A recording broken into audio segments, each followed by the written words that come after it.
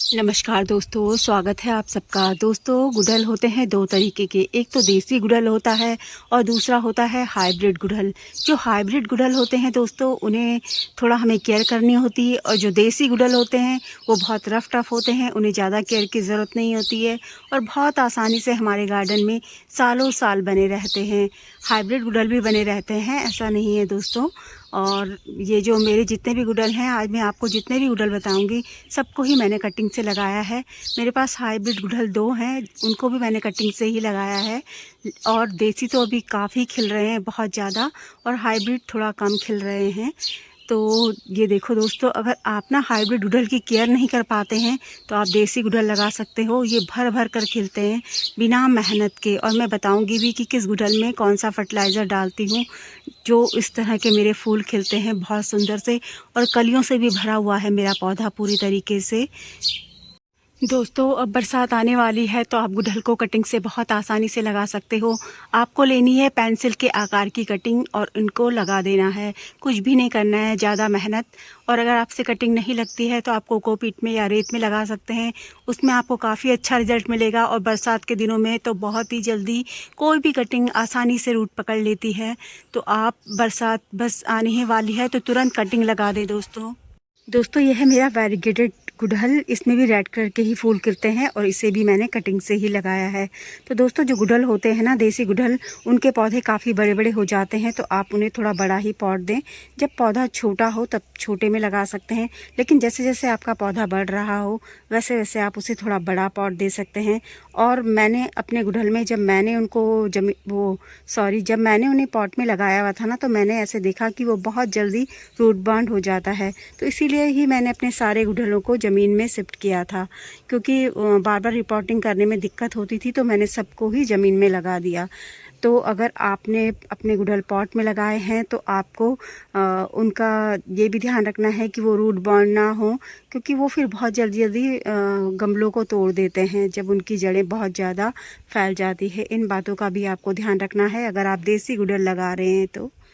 दोस्तों, बात करें सनलाइट की, तो मेरे सारे ही गुड़हल फुल सनलाइट में रहते हैं, और मेरे जितने भी गुड़हल हैं वो अभी तो फ़िलहाल सभी ज़मीन में लगे हुए हैं।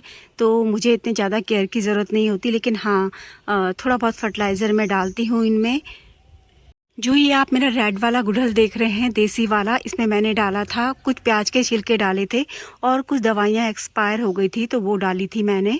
जो मतलब एक्सपायर हो जाती हैं, जो हमें खाने के लिए ही रहती हैं, लेकिन वो एक्सपायर हो जाती है तो हम उन्हें अपने पौधों में यूज़ कर लेते हैं। तो वो मैंने डाली थी, तो उसका मुझे काफ़ी अच्छा रिजल्ट मिला।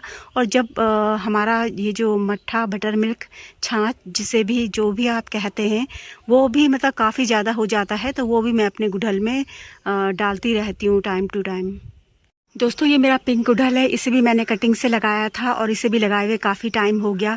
तो इसमें मैंने अभी तक कोई फर्टिलाइज़र नहीं डाला, लेकिन हाँ, इसमें ना मैं अपने जितना भी गार्डन वेस्ट होता है वो सब मैं इसके जड़ों के पास ही डालती हूँ। तो मुझे लगता है उसी से ही इसे काफ़ी अच्छी खाद मिलती होगी और उसी से ही इसमें बहुत अच्छी ब्लूमिंग होती है। तो ये पिंक गुड़हल है ना, मैं कहूँगी कि आपको ये कहीं भी मिल जाए ना, तो आप इसकी कटिंग ज़रूर लगाइए ना।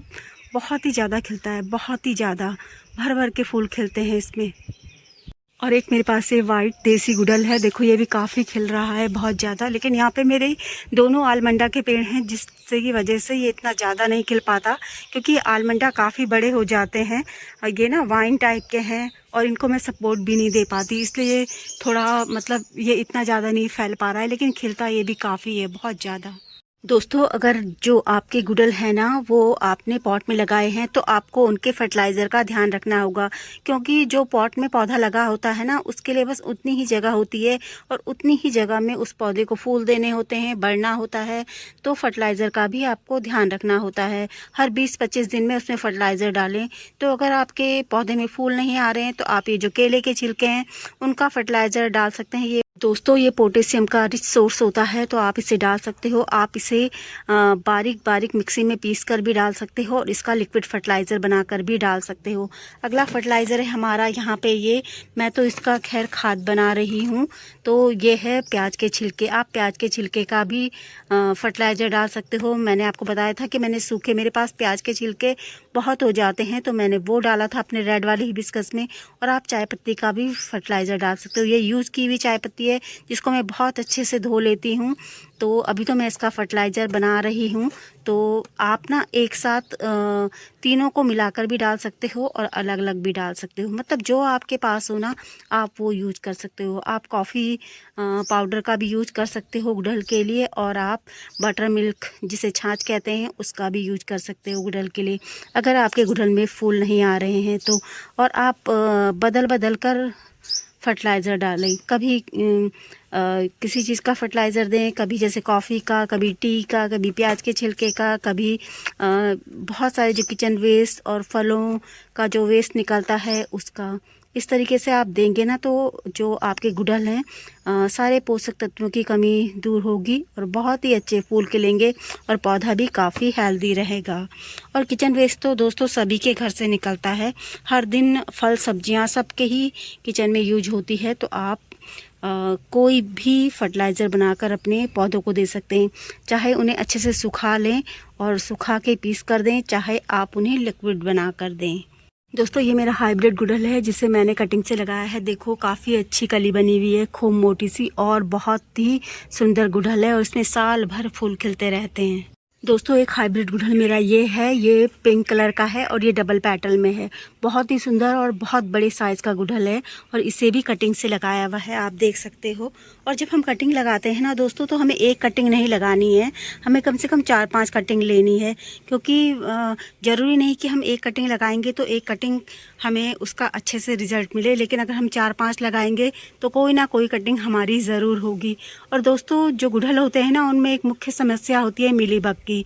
तो मेरे तो बहुत बड़े बड़े पौधे हैं तो इतने ज़्यादा स्प्रे मैं नहीं कर पाती हूँ उनमें, लेकिन जब भी मेरे पौधों में इस तरह की समस्या होती है ना तो दोस्तों मैं पहले ही देख लेती हूँ और वहाँ से उस टहनी को कट करके हटा देती हूँ, या ब्रश की सहायता से हटा देती हूँ, या पानी की तेज़ धार से हटा देती हूँ।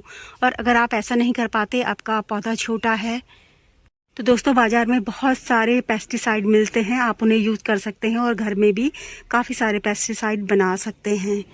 दोस्तों अगर मिलीबग की समस्या आपके पौधे में ज़्यादा हो गई है और आपका पौधा पॉट में लगा है ना, तो आप उस पॉट को तुरंत अपने और जितने भी आपके पौधे हैं ना उनसे अलग हटाकर रख दें तुरंत ही, ताकि वो जो मिलीबग हैं वो आपके जो और पौधों को इफ़ेक्ट ना करें। तो इसलिए आपको उस पॉट को ही एक साइड रख देना है हटाकर, क्योंकि मेरे पौधे जो हैं वो सब ज़मीन में लगे हुए हैं तो मुझे ऐसे ज़रूरत नहीं पड़ती। बस मैं शुरुआत में ही अपनी जैसे शुरुआत ही होती रहती है ना किसी भी चीज़ की, तो मैं वैसे ही मतलब उनका ट्रीटमेंट शुरू कर देती हूँ, ब्रश से हटा देती हूँ, पानी की तेज़ धार से हटा देती हूँ। दोस्तों ये है मेरा मिर्ची गुड़हल, ये भी बहुत बड़ा पौधा है मेरा, बहुत ही बड़ा, और ये खिलता है सर्दियों में। इसे भी मैंने कटिंग से लगाया है। इसमें भी 2 रंग आते हैं, रेड और पिंक। मेरे पास रेड है। दोस्तों एक गुड़हल मेरा ये है, ये भी मैंने कटिंग से लगाया है और ये हमारे खेत में लगा हुआ है। काफ़ी बड़ा पौधा है और बहुत ज़्यादा फूल खिल रहे हैं। धूप बहुत ज़्यादा है तो इसलिए मैं अच्छे से वीडियो नहीं बना पा रही हूँ।